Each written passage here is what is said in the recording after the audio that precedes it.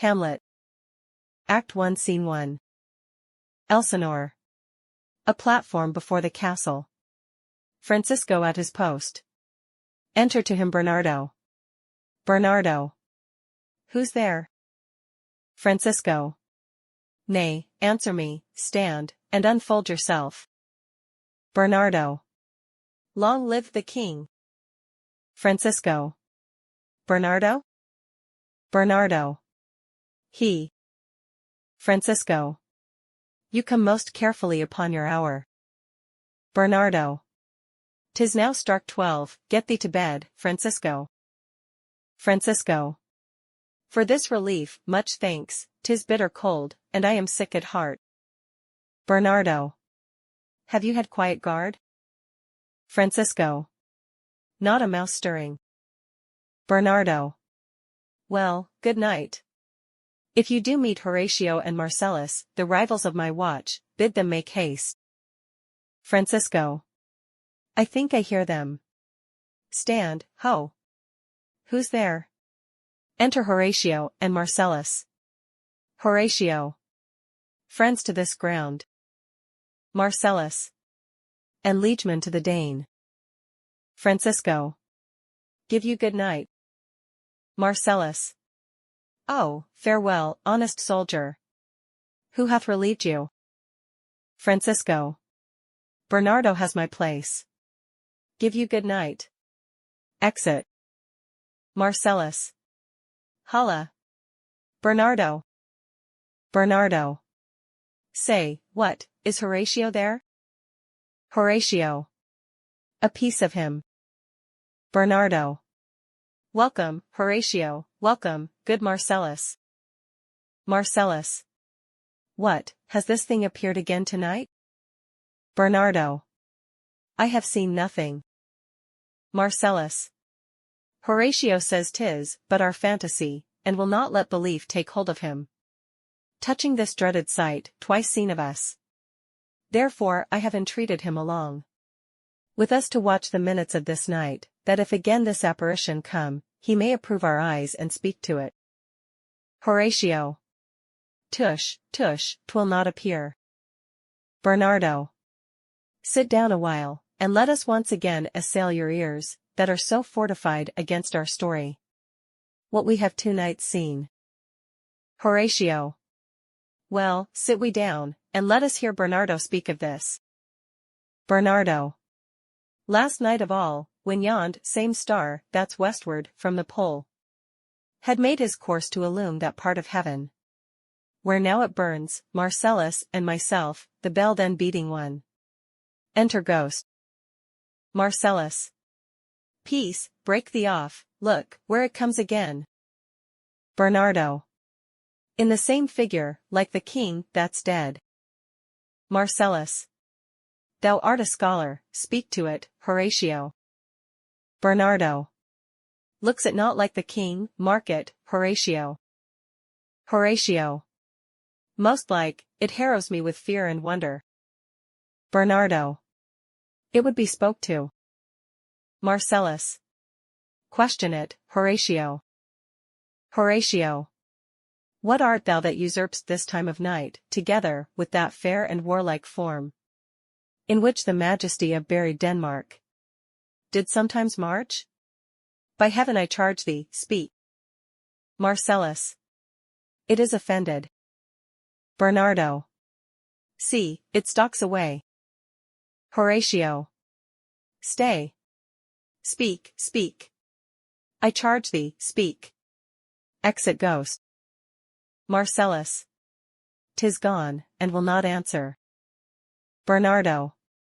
How now, Horatio? You tremble and look pale. Is not this something more than fantasy? What think you want? Horatio. Before my God, I might not this believe, without the sensible and true avouch of mine own eyes. Marcellus. Is it not like the king? Horatio. As thou art to thyself. Such was the very armor he had on when he the ambitious Norway combated, so frowned he once, when, in an angry parle, he smote the sled poleaxe on the ice. 'Tis strange. Marcellus. Thus twice before, and jump at this dead hour, with martial stalk hath he gone by our watch. Horatio. In what particular thought to work I know not, but in the gross and scope of my opinion, this bodes some strange eruption to our state. Marcellus. Good now, sit down, and tell me, he that knows, why this same strict and most observant watch so nightly toils the subject of the land, and why such daily cast of brazen cannon, and foreign mart for implements of war, why such impressive shipwrights, whose sore task does not divide the Sunday from the week, what might be toward that this sweaty haste doth make the night joint labor with the day? Who is that can inform me? Horatio. That can I, at least, the whisper goes so. Our last king, whose image even but now appeared to us, was, as you know, by Fortinbras of Norway, thereto pricked on by a most emulate pride, dared to the combat, in which our valiant Hamlet, for so this side of our known world esteemed him, did slay this Fortinbras, who by a sealed compact, well ratified by law and heraldry, did forfeit, with his life, all those his lands, which he stood seized of, to the conqueror. Against the which, a moiety competent was gauged by our king, which had returned to the inheritance of Fortinbras, had he been vanquisher, as, by the same covenant, and carriage of the article designed, his fell to Hamlet. Now, sir, young Fortinbras, of unimproved metal hot and full, hath in the skirts of Norway here and there sharked up a list of lawless resolutes, for food and diet, to some enterprise that hath a stomach in't, which is no other, as it doth well appear unto our state, but to recover of us, by strong hand, and terms compulsatory, those foresaid lands.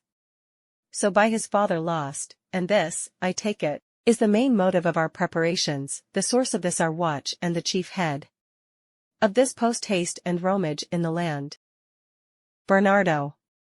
I think it be no other but e'en so. Well may it sort that this portentous figure comes armed through our watch, so like the king. That was and is the question of these wars. Horatio. A mote it is to trouble the mind's eye. In the most high and palmy state of Rome, a little ere the mightiest Julius fell, the grave stood tenantless and the sheeted dead did squeak and gibber in the Roman streets. As stars with trains of fire and dews of blood, disasters in the sun, and the moist star, upon whose influence Neptune's empire stands, was sick almost to doomsday with eclipse. And even the like precurse of fierce events, as harbingers preceding still the fates, and prologue to the omen coming on, have heaven and earth together demonstrated, unto our climatures and countrymen. But soft, behold! Lo, where it comes again! Re-enter ghost. I'll cross it, though it blast me. Stay, illusion! If thou hast any sound, or use of voice, speak to me. If there be any good thing to be done, that may to thee do ease and grace to me, speak to me. Cock crows. If thou art privy to thy country's fate, which, happily, foreknowing may avoid, oh, speak. Or if thou hast uphoarded in thy life extorted treasure in the womb of earth, for which, they say, you spirits oft walk in death, speak of it, stay, and speak. Stop it, Marcellus. Marcellus. Shall I strike at it with my partisan? Horatio. Do, if it will not stand. Bernardo. 'Tis here. Horatio. 'Tis here. Marcellus. 'Tis gone. Exit ghost. We do it wrong, being so majestical, to offer it the show of violence, for it is, as the air, invulnerable, and our vein blows malicious mockery. Bernardo. It was about to speak, when the cock crew. Horatio. And then it started like a guilty thing upon a fearful summons. I have heard, the cock, that is the trumpet to the morn, doth with his lofty and shrill-sounding throat awake the god of day, and, at his warning, whether in sea or fire, in earth or air, the extravagant and erring spirit hies to his confine, and of the truth herein this present object made probation. Marcellus. It faded on the crowing of the cock. Some say that ever gainst that season comes, wherein our Saviour's birth is celebrated, the bird of dawning singeth all night long. And then, they say, no spirit dares stir abroad, the nights are wholesome, then no planets strike, no fairy takes, nor witch hath power to charm, so hallowed and so gracious is the time. Horatio. So have I heard and do in part believe it. But, look, the morn, in russet mantle, clad, walks o'er the dew of yon high eastward hill.